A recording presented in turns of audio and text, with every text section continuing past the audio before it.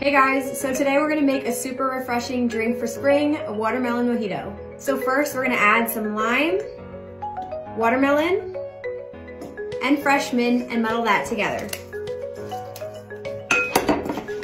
Then you're gonna add 3 ounces of rum.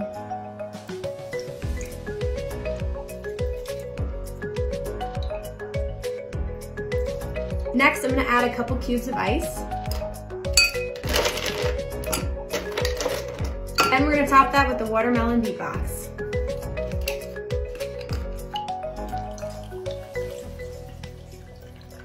Then to finish it off, I'm gonna add a little bit of lime seltzer.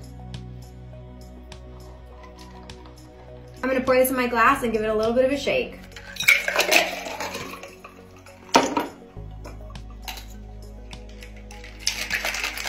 Now we're gonna pour it back in our glass. Then I'm gonna add a little bit more watermelon and a slice of lime for garnish. Cheers.